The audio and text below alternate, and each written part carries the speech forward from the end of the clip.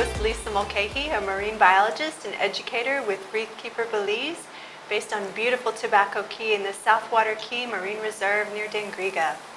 And this is Alexander Moore, Reefkeeper's assistant educator, and I'm Amy O'Brien, host of DIY with Ames and Savage Unicorn YouTube channel. we're here to take a dive into Undersea Belize.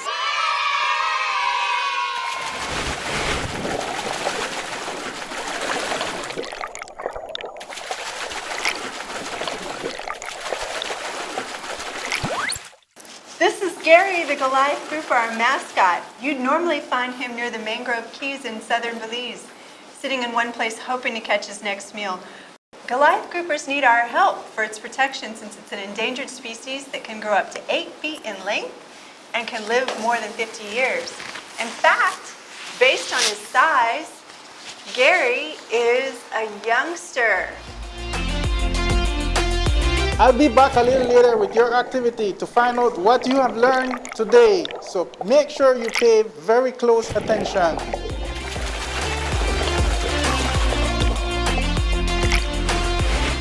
The marine environment is part of Belize's cultural heritage. Looking out over the beautiful Caribbean Sea, we see coral islands or keys, mysterious mangroves, and peaceful seagrass waving in the sea. And we have corals that make up the Belize Barrier Reef, part of the Mesoamerican Barrier Reef. Each habitat is home to a myriad of life, both seen and unseen, each interacting together with their environments to form a marine ecosystem. Without each piece of the marine ecosystem, the environment falls apart. Let's explore together the amazing environments and discover some cool facts and impress your friends and family. Isn't it great that Belize has the second largest barrier reef in the world and the largest in the Western Hemisphere? Yeah, man, the jewel is just amazing, isn't it? Very amazing. I've always wondered, are corals living? Are they rocks? Are they animals? Or are they plants? Well, you're right. Corals are living, and we're going to learn a little bit more about that when we go to our next section. Most of us are familiar with coral reefs, for example, the Belize Barrier Reef and the Great Barrier Reef. But how many people know what coral is? Is it an animal? Is it a plant? Is it both? Those of you who have guessed that it's either a plant or an animal are partially correct. Coral has small, microscopic plants that live inside it that give the coral its color: green, orange, yellow, brown, or purple. These microscopic plants are called zooxanthellae, or symbiodinium, and they're really an interesting example of symbiosis, which means two things working and living together. So a reef is made up of corals that look like rocks, but they're alive. The outer surface of the coral is covered with tiny flower-like polyps, and actually they're related to jellyfish and anemones. These polyps catch their food by stinging, just like jellyfish do, but the polyps also lay down the rock that forms the reef. Each polyp makes up the limestone structure that forms a coral, and when corals grow upward, they join together to make a barrier reef. Reefkeeper Belize loves the reef. How many people eat seafood?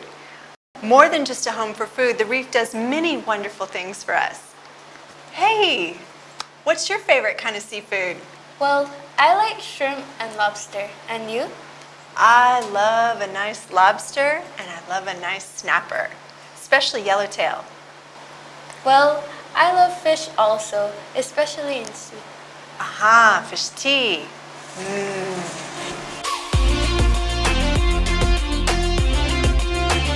You always got a hook with a piece of wire and a swivel. Then you tie it on the line. And when you tie it on the line, you set up sprat on the hook and you release it in the water. And at the same time the boat is moving, the barrow see the sprat glittering in the water, and eventually he grabbed it. You don't pull at the same time he grabbed the sprat. You release a little bit of line. Then from there, when you see you release some line and you see you already have it more or less about 3 yards, I would say. You know, just pull it as hard as you could, and from there you catch the barrow. That is the art how you do it. Patrick may move from one fishing technique to another, just as often as he may move from one fishing location to another. Other times, he drops his line in specific areas inside the reef where he catches snapper, jacks, and several other species which are sold on the local market in Belize City. Fishes move on the tide, and so Patrick and his team spend their days and many nights fishing their favorite spots and filling their ice chests with fish. We should probably give it a big thank you. Like a big apartment building, it houses a lot of life. Fish, crabs, shrimp, and other things that live on top of the coral like sponges, marine plants called algae. As Belizeans well know, it shelters us from hurricanes and tsunamis, and the reef is very popular for tourism, with about 45% of Belize's economy coming from marine tourism like diving, snorkeling, and sport fishing. But if you love corals and you think fish are exciting, like we do, you should know that we wouldn't have any of that without the mangroves. Mangroves are special trees that are adapted to life in salt water. They adapt to their environment by having special pores for taking in air. In addition to removing salt, mangroves are great catchers and filterers. All those roots, they clean the water of floating debris, remove pollution, and clean sewage. You heard that right, they can get rid of human waste. Although that does not mean we want to throw waste on the mangroves.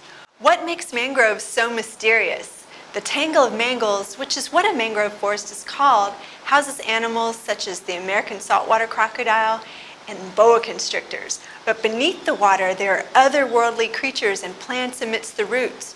Without these root hiding places, small fish and invertebrates, animals without backbones, would not have a place to shelter from hungry predators like the barracuda or barrow.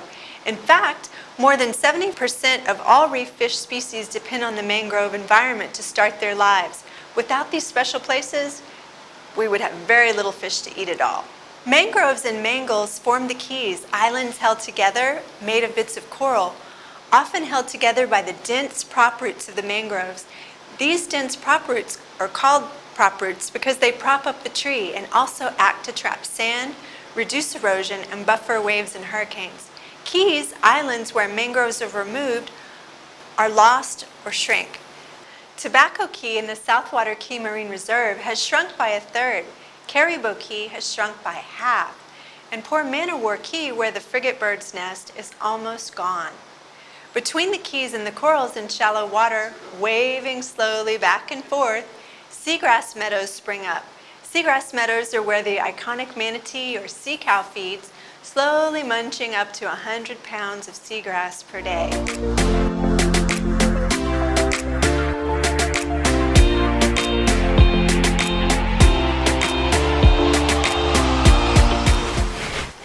Hey Gary, Hi, Emery. I've been wanting to know this. What is a no-wake zone? A no-wake zone, Emery, is a special area in lagoons or rivers designed to protect manatees. The captains must go slow in these areas so that they don't hit the manatee. Once they hit the manatee, they can kill it or injure the poor manatee. So you gotta be careful in those areas. You gotta look out for these signs. They're always on the sides of the lagoon or the river. It says no wake zone. Well, that's great. Thank you very much for that helpful information. Thanks for the question, Emery.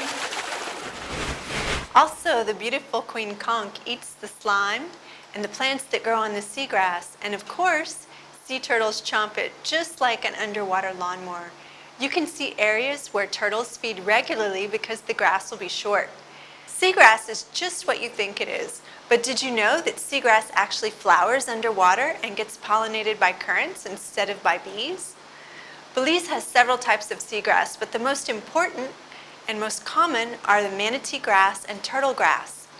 All of the blades of the grass act to slow down currents and help to clean sediment from the water. A lawn of seagrass is actually called a meadow.